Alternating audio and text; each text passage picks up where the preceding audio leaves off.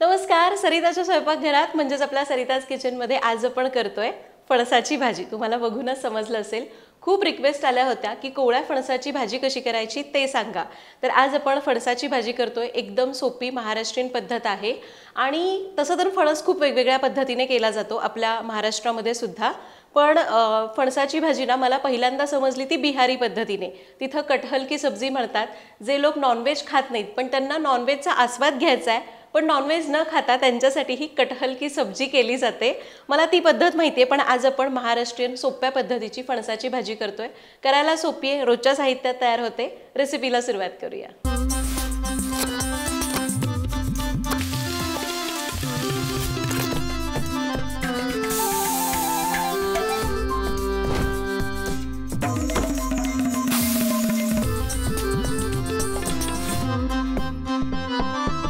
फणसाची भाजी करण्यासाठी आपल्याला लागतो कोवळा फणस। भाजीचा फणस वेगळा असतो, जो कोवळा असतो त्याच्यात अजून गरे तयार झालेले नसतात, तो भाजीसाठी वापरला जातो। आणि जो पिकलेला फणस असतो, जो असा एकदम रसाळ असतो, ज्याच्यामध्ये गरे तयार झालेले असतात, छान गोडसर लागतो, तो खाण्याचा फणस। तर आज आपण हा कोवळा फणस घेतलाय। आमच्याकडे एक भाजीवाले दादा येतात, त्यांना म्हणलं मला छोटूसा कोवळा फणस द्या। हा कोवळा आहे पण असा मोठा आहे, त्यामुळे भाजीला चालतो, आत गरे तयार झालेले नाहीयेत। आता फणसाची भाजी करायला सोपी आहे पण फणस कापायचं म्हणलं की जरा अवघड आहे। फणस आतमध्ये त्याला खूप चीक असतो, चिकट असतो, त्यामुळे हाताला तेल लावून घ्यायचं।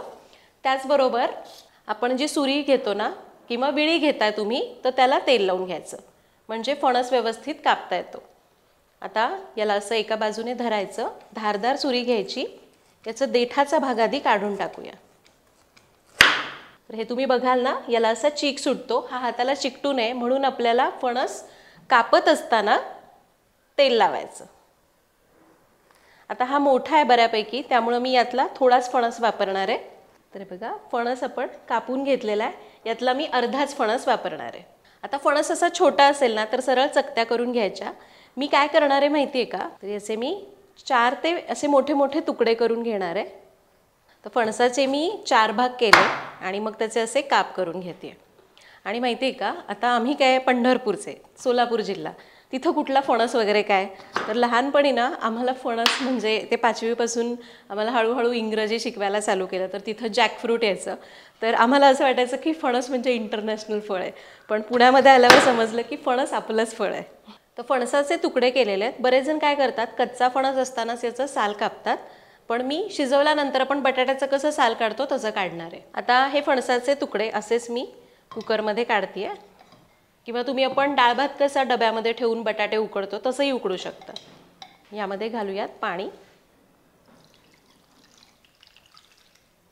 एक अर्धा ग्लास पाणी घातलं, कुकरचं झाकण लावायचं आणि याच्या 1 किंवा 2 शिट्ट्या करायच्या। तर अगदी 2च शिट्ट्या केल्या मी। कोवळा फणस असतो, पटकन शिजतो, अगदी एका शिट्टीत पण शिजतो, पण मी 2 शिट्ट्या केल्या। आणि हे बघा, फणस छान शिजलेला आहे।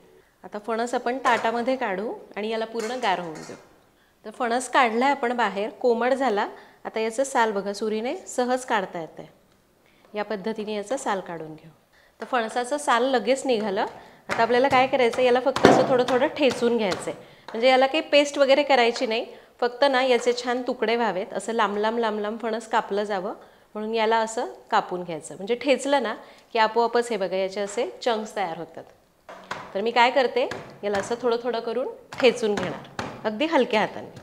तर बघा, फणस आपण उकडून घेतला आणि त्याचं असं ठेचून घेतलेलं, म्हणजे खूप ठेचायचं नाही, हे बघा असे चंक्स झाले पाहिजेत। याची फोडणी करूया। तर आता फोडणीसाठी साहित्य काय लागणार आहे ते आधी सांगते। तर आपण हे फणसाचे गरे तर उकडून असे शिजवून घेतलेलेच आहेत, याला आपण मॅश करून घेतलं आहे आणि हे साधारण एक 3 वाट्या भरलेल्या असतील। त्यासाठी आपल्याला लागणार आहे अर्धा चमचा मोहरी, अर्धा चमचा जिरं, थोडासा कढीपत्ता, 7 ते 8 लसणीच्या पाकळ्या ठेचून घेतल्या, पाव चमचा हिंग, पाव चमचा हळद, 1 चमचा मिरची पावडर, 2 चमचे साठवणीचा मसाला किंवा तुमच्याकडे जो मसाला आहे तो वापरा, चवीप्रमाणे मीठ, थोडीशी चिरलेली कोथिंबीर, एक मोठा बारीक चिरलेला कांदा। आणि इथं मी चणे रात्री भिजवले आणि सकाळी उठल्यानंतर कुकरमध्ये मीठ घालून शिजवले आणि शिजल्यानंतर त्यातले 1 वाटी घेतलेले आहेत। हे आपले साधे हरभरे आहेत, याच्याऐवजी काही जण काळा वाटाणा असतो ना ते सुद्धा वापरतात।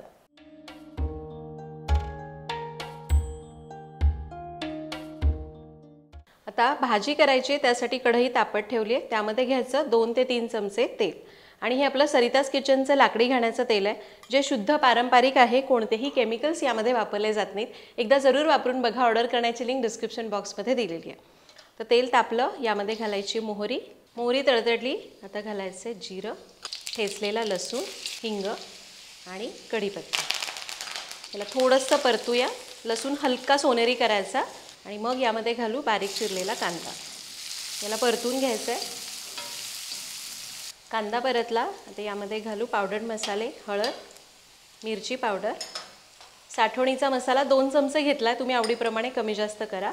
थोडंसं मीठ घालूया चवीप्रमाणे, साधारण 1 पाऊण टीस्पून मीठ घातलं. थोडी कोथिंबीर घालायची. थोडंसं पाणी घालू, अगदी 1-2 चमचे, आणि याला परतून घेऊ.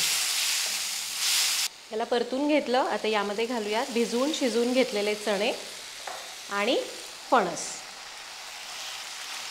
तर मला मीठ थोडं कमी वाटतंय, त्यामुळे मी थोडंसं अजून मीठ वाढवलं. आता याला चांगलं परतून घ्यायचं. 2 ते 3 मिनिटं परतून.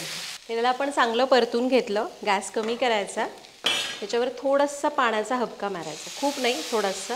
आणि याला 3 ते 4 मिनिटं मंद आचेवर वाफ काढायची. तर 3 ते 4 मिनिटं मस्त दणदणीत वाफ बसली आहे आणि आपली ही फणसाची भाजी तयार झाली.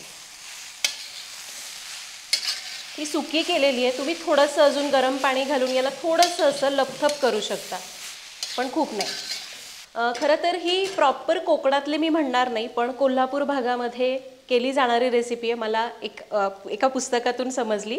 आता सगळ्यात शेवटी यावर घालायची चिरलेली कोथिंबीर.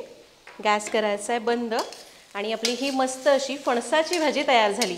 अजून मी फणसाच्या वेगवेगळ्या रेसिपीज शिकते आहे, ट्राय करते आहे. बऱ्याच करून बघितलेल्या आहेत. हळूहळू एक आता जेव्हा मी ट्राय करेन, मला वाटेल जमली, तेव्हा तुमच्यासोबत शेअर करत राहीन. तर अशा प्रकारे आज आपण इथं छान कच्च्या कोवळ्या फणसाची भाजी कशी करायची ते बघितलं.